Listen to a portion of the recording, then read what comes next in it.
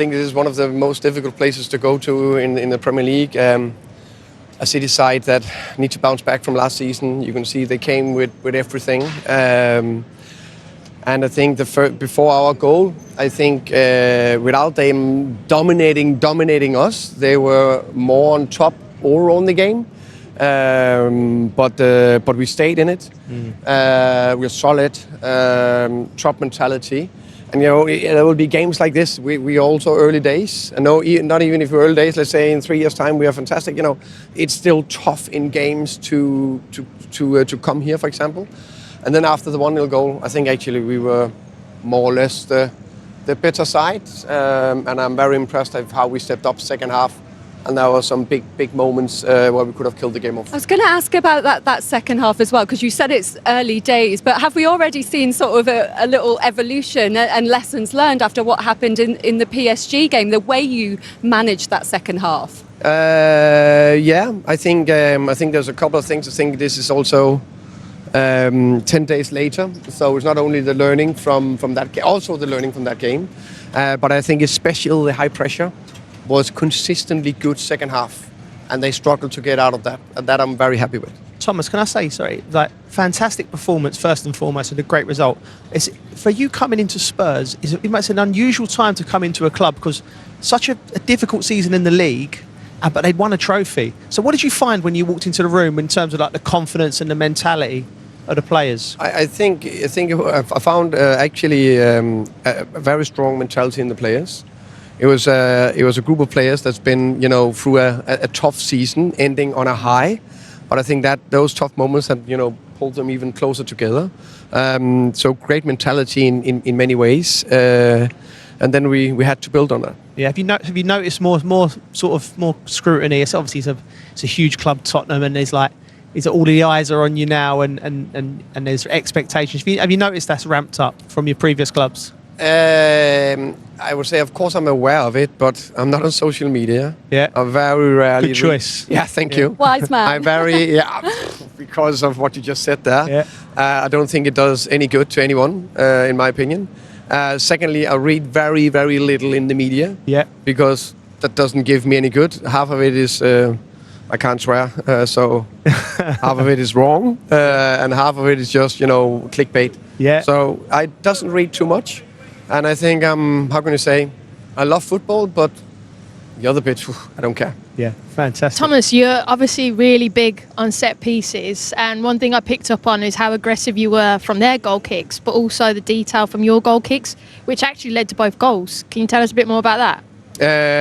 Thank you. Is that not true? Yeah, I think definitely big on set piece, and I agree. On our goal kick, we tried to play out, and think that was quite successful at times.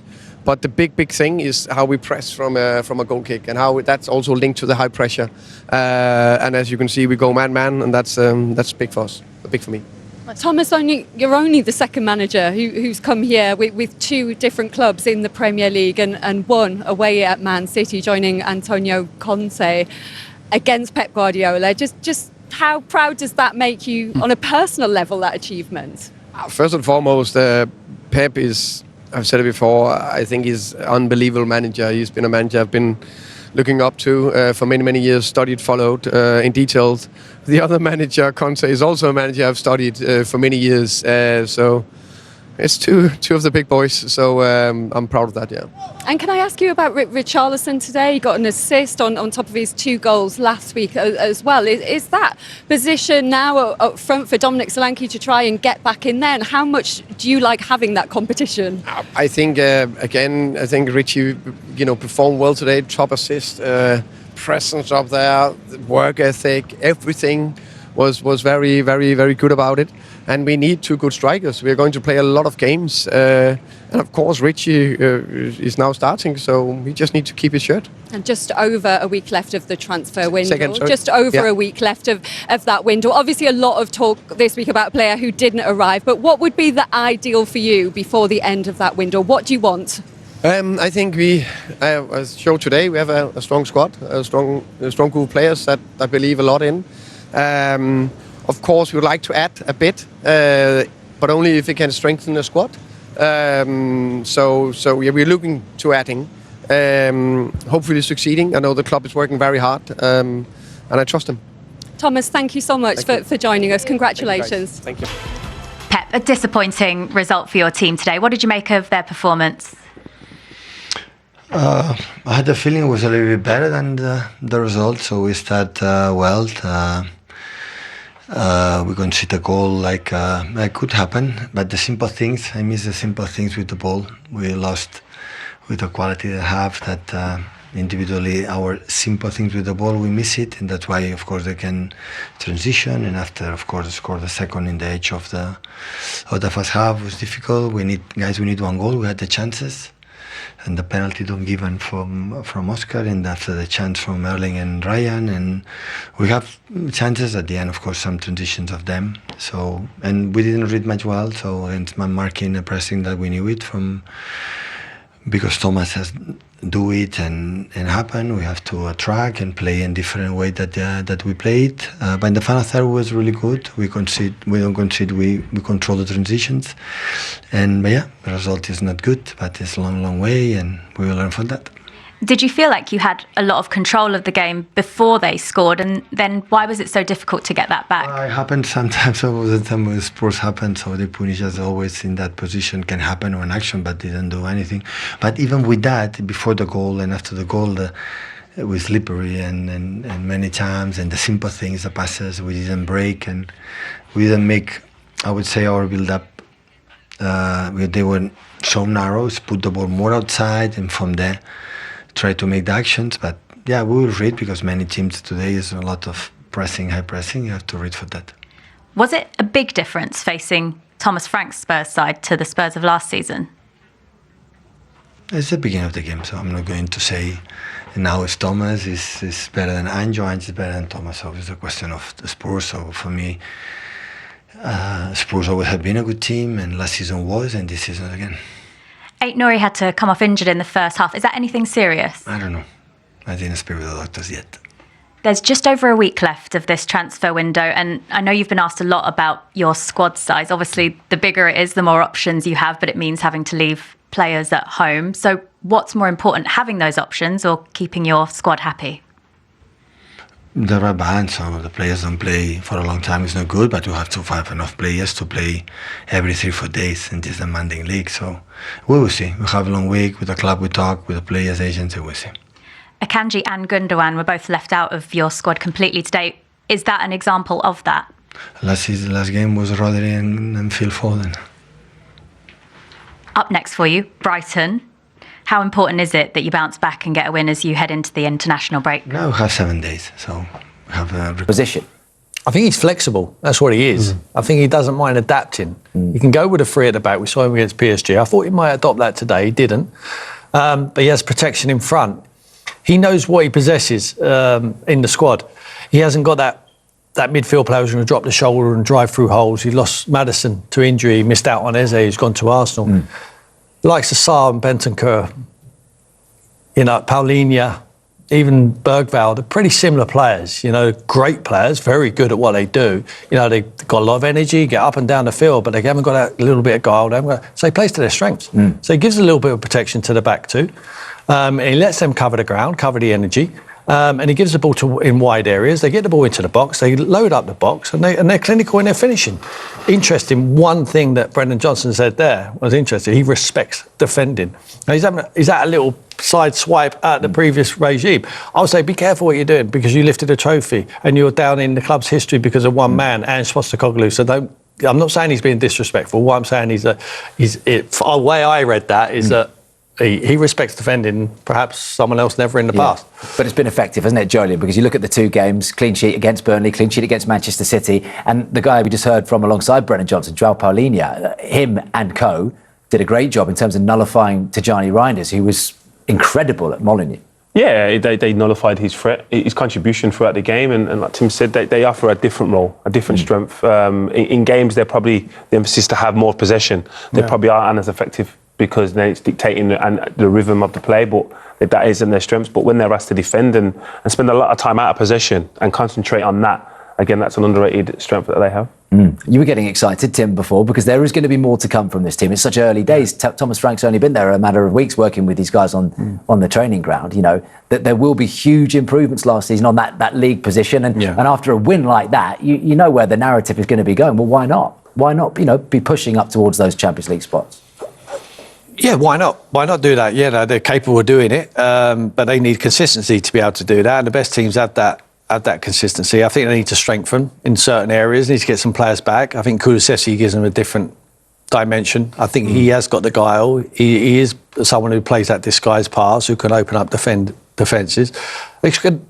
For me, they're going to struggle when teams sit back against them a little bit, with quality on the counter-attack. Pretty much what they did today. They sat back against City. At times, they put the press on or high.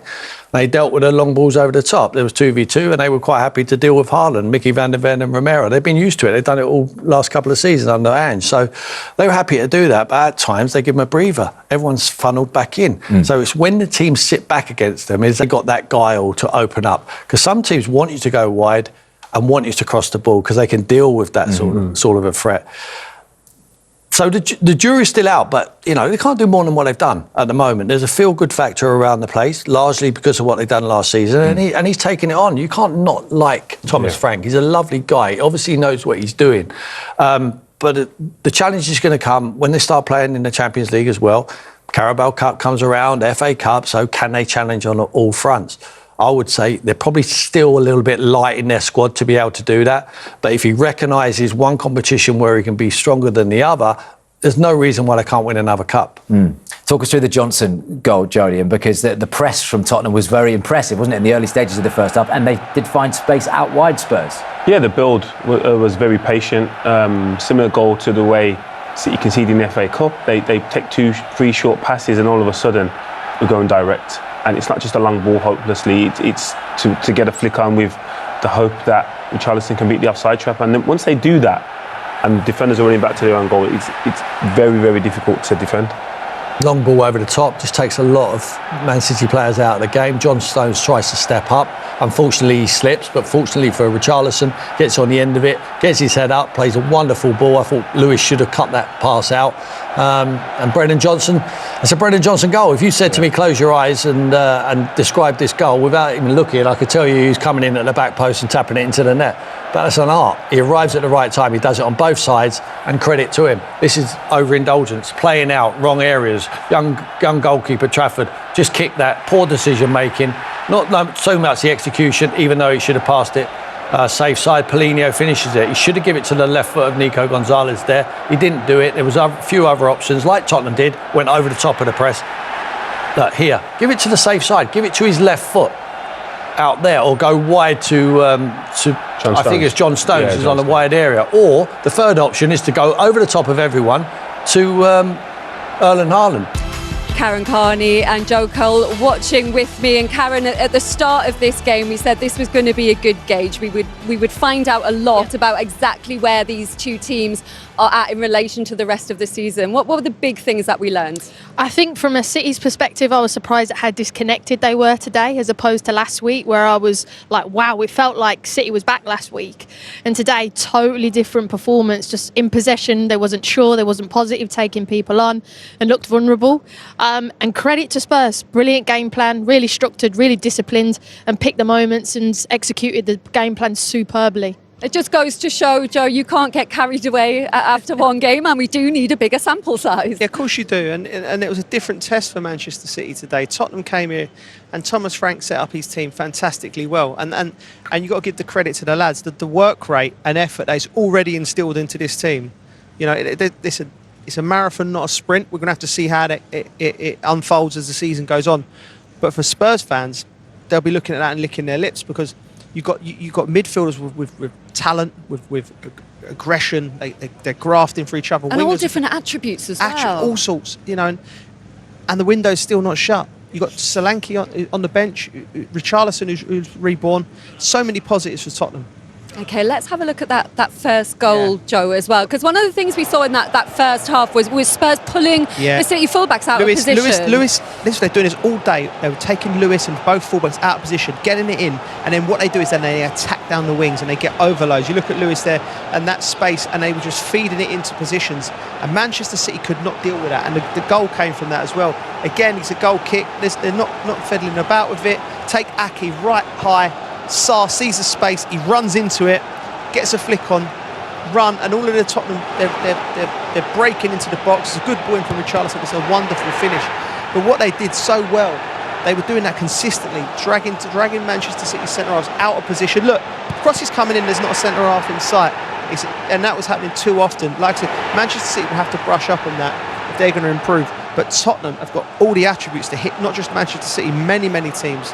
I fancy them against the top 4 or 5, because the way they play is a real nightmare for a possession-based team, because they've got such willing runners and such good quality just to feed it in there. And the second goal, another avoidable one, Karen, for Manchester City. Yeah, I mean, you've got to remember that these are set pieces and Thomas Frank really focuses on them. James Trafford just got to play it simple, and he doesn't. He plays it right into a trap, and credit to Spurs, pounce on it, and obviously Polina there finishes. These are the options that he has. Just play it there to your right, to your centre-back, to Stones. He's got the time and space and you can build out. Or 1v1 with Haaland. But instead you play it into the right of the trap there, where Tottenham are going, go on, put it in there. As soon as they do it, bang, we snap in, we're physical, we're aggressive, and now all of a sudden you're scrambling.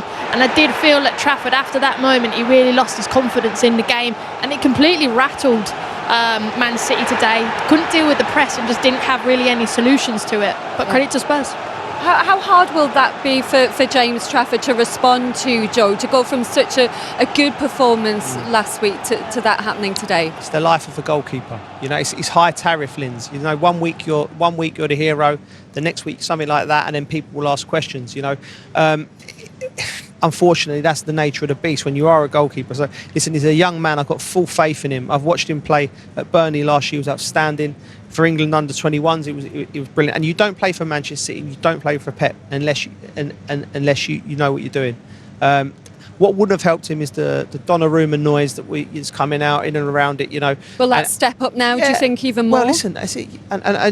And what I know of the lad and what you hear about him from people who've worked with him is that he will step up. You know, and that's what you need. So you have to go through the fire with goalkeeper. Every goalkeeper would tell you they've made mistakes like that in their younger days, and you have to go through the fire and come through. I thought he looked a little bit shaky afterwards, but overall there was no more mistakes after that game. So you just put that to bed and move on now for him.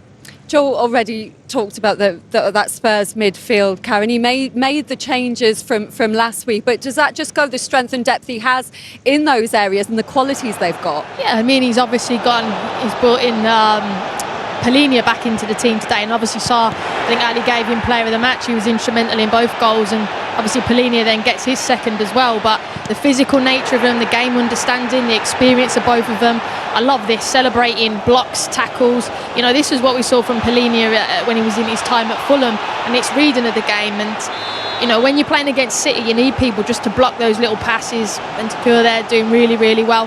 But what they did really well though was, Joe, they found the Lem pass and then built on top of that, didn't they? Yeah, they did. They were outstanding. And that man in your picture there is coming to speak to us.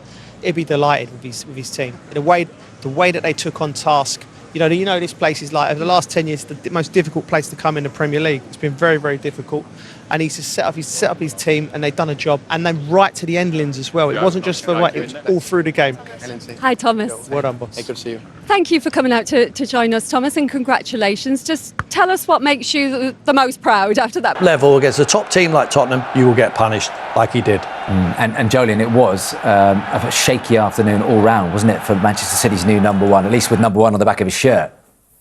Yeah, definitely. I think after that, I think any decision he made and was going to look shaky. Even before that, you look here. And some of these aren't his fault. Like, he may look composed there, but Rico Lewis doesn't help the scenario. Is there much communication? Probably not.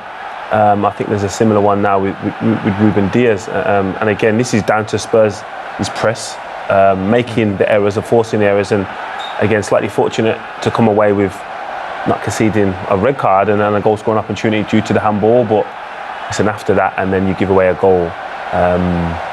It's a tough afternoon, especially for a goalkeeper, because no matter what he does, he's not going to play his way out of that. And these are the passes Tim said. Can it be safe side to Nico Gonzalez? For me, John Stones or Oscar Bob. I don't want my keeper to make that pass, even if it gets to Gonzalez, because the outcome is you're still going to take a risk to get out of the trouble, and then it leads to decisions like this. And yeah, it may look shaky. He has kind of created an uncertainty for Sarr as well, so you've got to give him a little bit of credit, but the damage is already done to him. But there as well, Jolyon, as a centre-back, as an experienced centre-back like Diaz, for example, putting yourself in this situation in front of him, have you just lost faith in him completely because of that? No, definitely not. You haven't lost complete faith in him. You're just concerned for that scenario and that game. Listen, I'm sure he's going to do enough work to pick himself up and his confidence for next game. The trouble he's made two good double save at the end of the game there. No one remembers that. All anyone's talking about, because the pressure's on him, because they've got a goalkeeper who's won everything at the football club sitting on the bench watching him play. Now that goalkeeper's trying to help him out as well. I'm sure he is in training. But the managers said, no, you're my number one. The window's still open, so they might bring someone in. Perhaps Ederson might leave. Galatasaray, there's a lot of noise around that. He's going to be under pressure now. He's made a rod for his own back, but I don't necessarily... Jolyon's absolutely right. It's not necessarily his fault. It is the way he's being asked to play. He's being asked and he's making them decisions. When he's playing for Burnley, you can get away with him. When you're playing at the top end of the Premier League, unfortunately, you're going to get punished and it's going to get highlighted, and it's how you deal with it. Ederson's made mistakes like that before, but he dealt with it because he was being brought into the football club. He's been brought back to the football club. He's still a young man. He's got everything ahead of him, but he needs to see how he reacts to this, because that's going to be the key to his future. Tricky afternoon then, wasn't it, for Manchester City's defenders? Let's hear from one